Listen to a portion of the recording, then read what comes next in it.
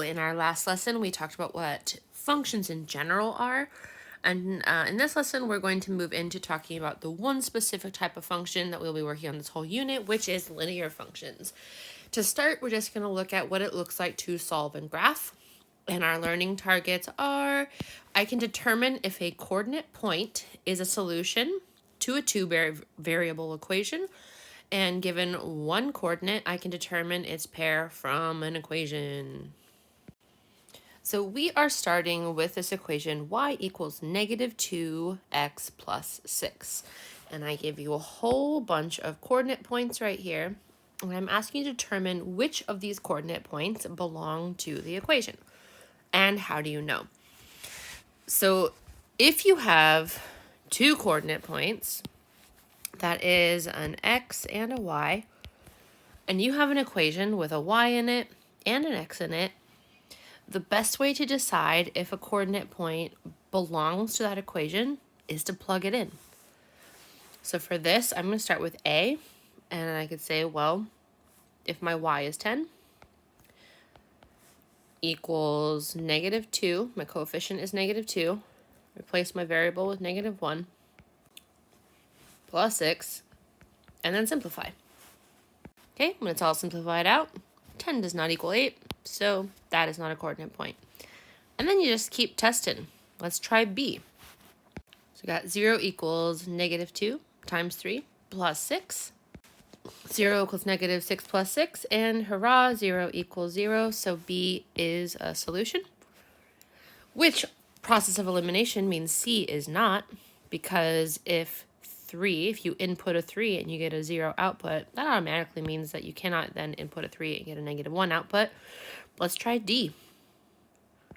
Okay, 6 equals negative 2 times 0 plus 6. 6 equals 0 plus 6, and so 6 does equal 6, and cool, we've got another one. And then go ahead and try E.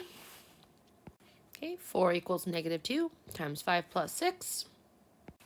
4 equals negative 10 plus 6. 4 does not equal negative 4. So we know E is not.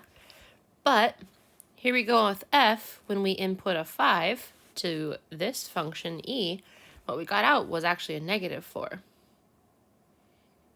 So that means F is. So for this same function, I want you to take a moment, pause this video, and graph all of these points, but highlight in your notes which ones are. You already have it. So B, D, and F are points that belong to our equation, y equals negative 2x plus 6.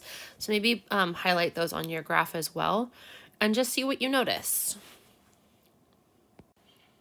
Okay, so when you have all those points plotted, you notice the ones that were not solutions to our equation are kind of scattered across the graph, whereas the ones that are solutions to our equation line up in a pretty tidy line, D, B, and F.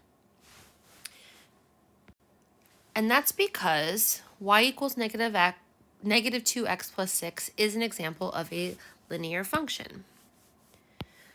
It's a function because every input x will have one and only one output y. We call it linear because each input-output pair forms a coordinate point that exists on a line when graphed. And so a linear function is a function that when graphed forms an endless line.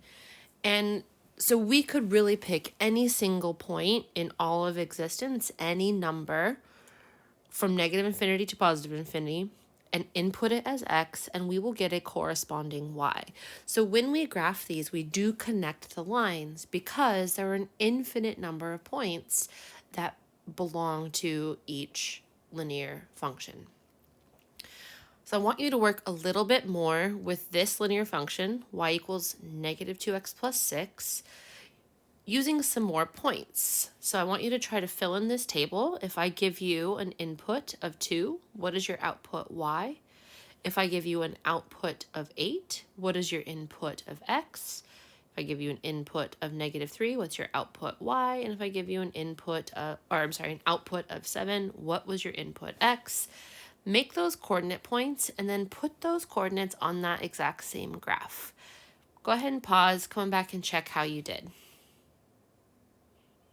Okay, there's our work for when x is 2, y is also 2, which gives us the coordinate point 2, 2. Let me get us some more room to work for this. So this one's going to require a little bit of algebra because here, if y equals 8, then we're going to say 8 is equal to negative 2x plus 6, and then we can do our algebra steps. Okay, and then divide by negative 2. So then if you know that y equals 8, then that means x is going to be negative 1. Go ahead and plot that on your graph as the point negative 1, 8. Move on to when x is negative 3, so we will have y equals negative 2 times negative 3 plus 6, so y equals 6 plus 6, so y equals 12. So when x is negative 3, y is 12. We have the points negative 3 and 12. And then lastly, we're going to, again, need to do a little bit of algebra here. We now know that y is 7. So we'll see 7 equals negative 2x plus 6, and then do our steps. Okay, and so then divide by negative 2.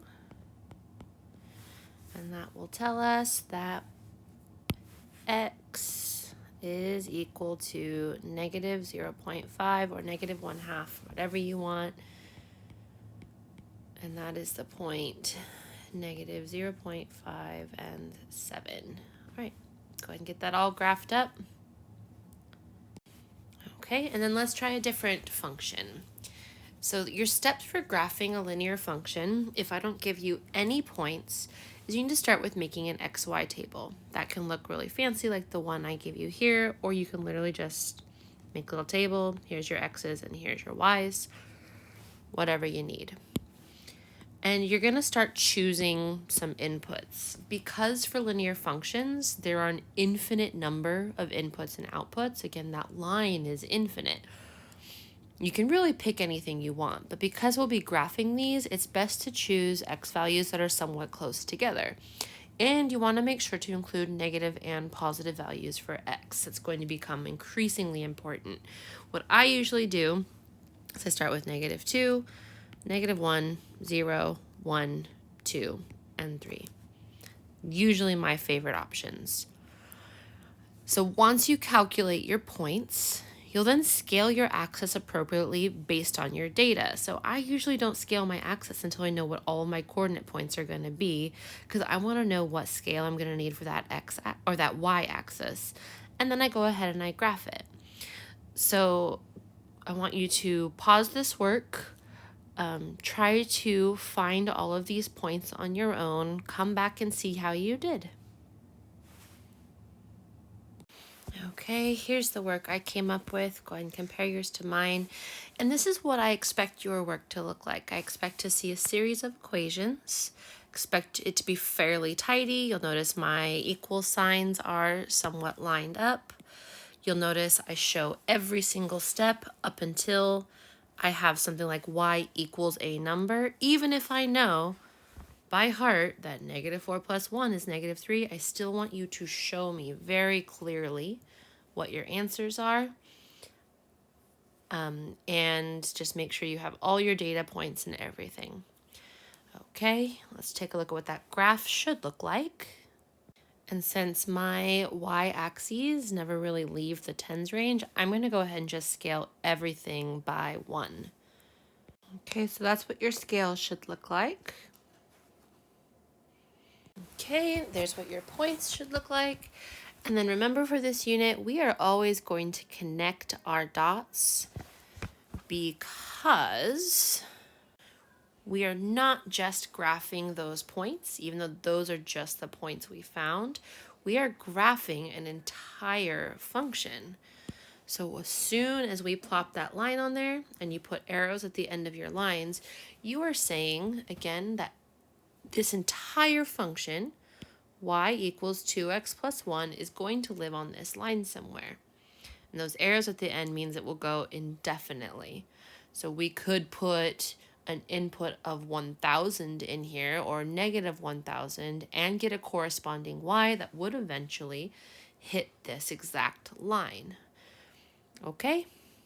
All right, go ahead and try your journal problems. Remember to show your work. Be as clear and clean and organized as possible.